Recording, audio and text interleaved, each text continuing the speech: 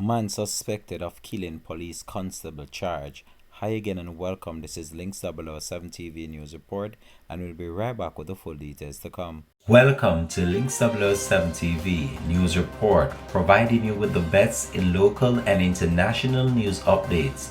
This is a place where you can get the most reliable and informative news information. Links 007 TV News Report. Welcome back and thanks for joining us. This is Links 007 TV News Report.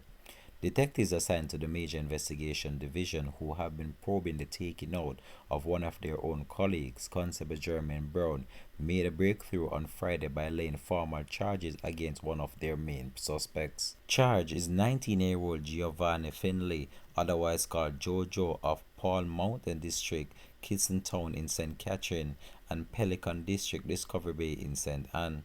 In addition to murder, Finley will also answer to charges of illegal possession of firearm. According to detectives, Finley surfaced as a suspect in the case during several days of intense investigation work, followed by the murder of Constable Jermaine Brown on July the 19th.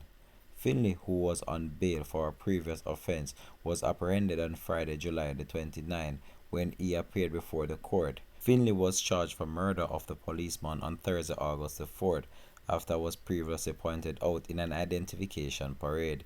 His court date is to be finalized. Constable Brown, who was 31 years old, was brutally shot to death on Johnson Penn Spanish Town in St. Catherine.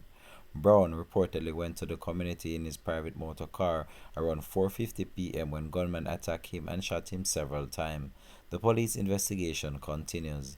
Links 007 TV will continue to track this story and provide more information to come on this. Thanks for watching.